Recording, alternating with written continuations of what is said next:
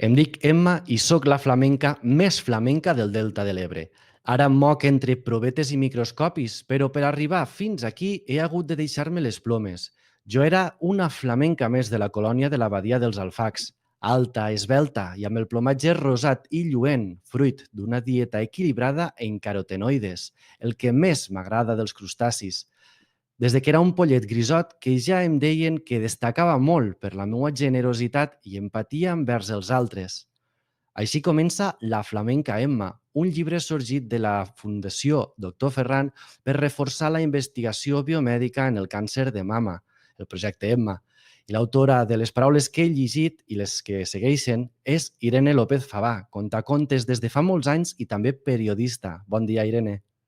Bon dia, Víctor. Amb este conte s'explica un diagnòstic de càncer de mama i la superació de la malaltia gràcies a la col·laboració de les persones que més ens estimen i al treball d'investigació. D'alguna manera, aquí uneixes les teues dos vessants, no? El periodisme, no? Per saber què hi ha darrere del càncer de mama, la investigació, i a més, contar tot això en un format de conte. Doncs sí, la veritat és que va néixer la idea de fer aquest conte a través del periodisme. De fet, vaig assistir a una roda de premsa del projecte Emma, que jo no n'havia sentit a parlar, i després d'aquest fet em va cridar molt l'atenció, no? La fundació, com estava estructurada, el marxandatge que tenien, i parlant en una conversa amb una persona d'estreta confiança, doncs em va animar a tirar endavant la proposta del conte, ja que jo feia... Aquí a Tortosa tothom ho sap, jo faig contacontes amb peluixos i jo en feia un aleshores al Sirgador, al llagut del Sirgador, amb uns flamencs. I em va cridar l'atenció que l'icona del projecte Emma fora també un peluix que era un flamenc. I per això Anava a dir una mica casualitat, però tampoc tant, tenint en compte que el flamenc és una icona del Delta, no? I suposo que són els dos motius pels quals tant el projecte Emma com tu els heu utilitzat. Doncs sí, suposo que sí, que evidentment és un símbol. Potser no ho és tant a Tortosa, però sí a nivell del Delta de l'Ebre. Sí, bueno, i què deies? No, Que doncs a partir això d'aquí que... te va cridar l'atenció, no? Que tu els utilitzaves i vas veure que la mascota del projecte Emma també era un flamenc. A partir d'aquí em vaig posar en contacte amb en Paco Vallespí, de la Lliga contra el Càncer, que de fet va ser ell qui em va facilitar els contactes de Carlos López i la gent de l'equip del projecte Emma. I així va néixer la col·laboració d'aquest projecte solidari. O sigui, d'alguna manera el projecte ha sorgit d'esta coincidència, no? De les dues mascotes, o de la mascota i dels teus peluixos a l'hora d'explicar contes.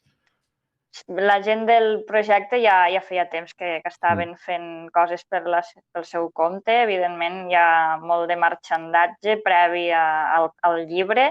Hi ha peluixos, tasses, collarets, hi ha un munt de coses que la gent pot adquirir a través de la web del projecte Emma, però els hi faltava això, no? Jo crec que els hi faltava alguna cosa vinculada al territori i també a la lectura i als xiquets. I ho vam trobar a través del conte del projecte Emma. I aquí tu ets la major candidata perquè ja tens una mica d'experiència, no? No només en contar contes, sinó en relatar-los, en escriure'ls. Exacte, com bé saps, el 2015 vaig publicar el llibre d'una aventura al Castell de la Suda de Tortosa, que és el conte de la festa del Renaixement. I sí, també els seus protagonistes també són peluixos i doncs ja és aquesta trajectòria, no? Una mica aquesta línia. Sí, no direm que és una continuació, però sí que segueix suposo que és característica teua, no? Dels contacontes a través de peluixos, o en aquest cas animal, que s'ha fet un peluix, precisament, el que deies. Tu utilitzes els peluixos ja de flamencs i també se'n venen, no?, dins d'aquest marxandatge del projecte Emma. Sí, exacte. Llavors també el que et volia explicar és que per a inspirar-me, no?, per a fer el relat d'aquest conte, doncs vaig agafar un vídeo, que és el vídeo promocional del projecte Emma, que el podeu trobar al YouTube, que van fer la productora Lupini i Ratini Produccions Siderals, i que explica ja una mica aquest preàmbul, no? de qui és l'Emma i què li passa, com emmalalteix.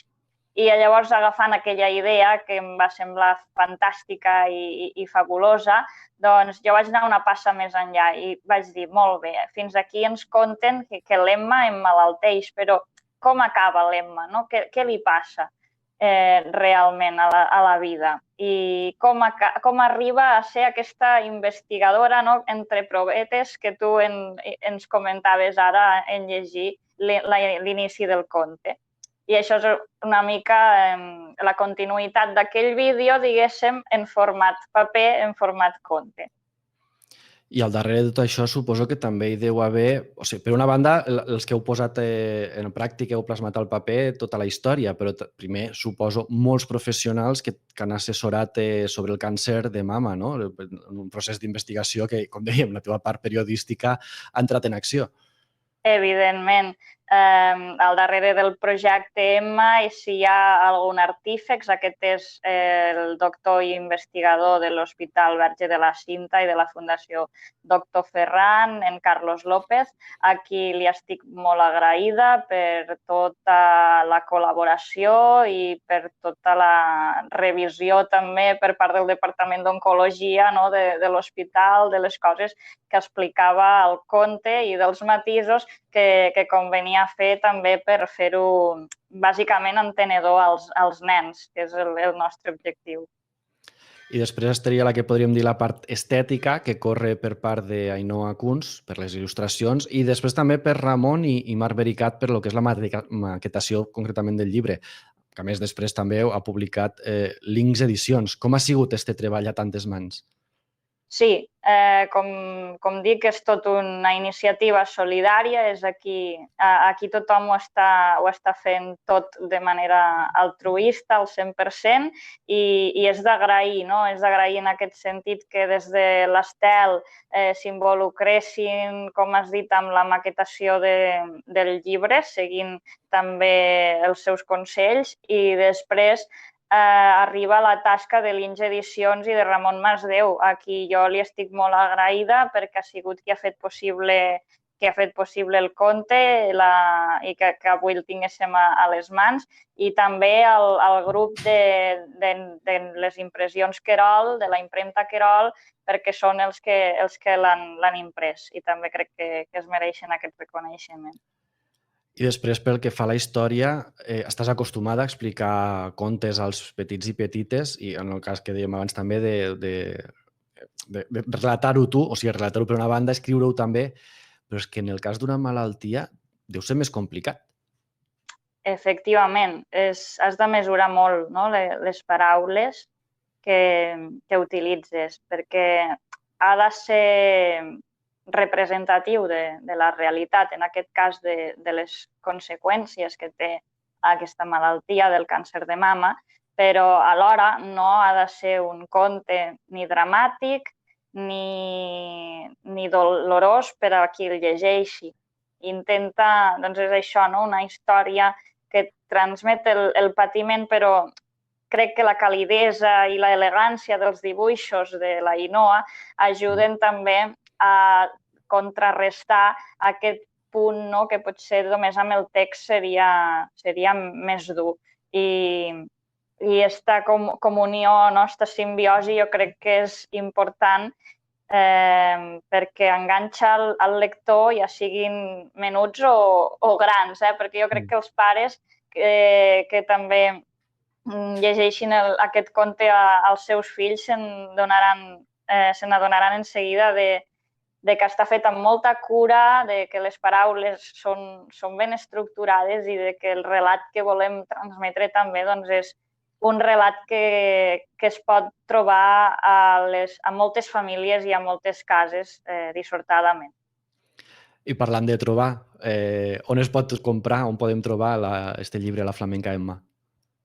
Doncs sí, mira, el llibre, que no t'ho he dit, la presentació a Tortosa la farem al mes de maig, això ja t'ho pots agendar, encara no sabem el dia, però serà al maig, i dir-te que es podrà adquirir pel preu de 15 euros, ara el dia de Sant Jordi, a Viladric, a Manuart, a Conficon i properament a la botiga del Parador del Castell de la Suda, també.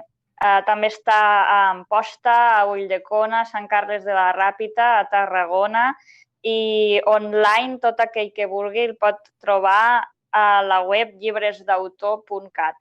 Perfecte, doncs Irene, autora de La Flamenca Emma, moltíssimes gràcies, esperem que vagi bé només la venda del llibre perquè a més són beneficis per a aquest projecte solidari. Moltes gràcies a vosaltres per haver-me convidat.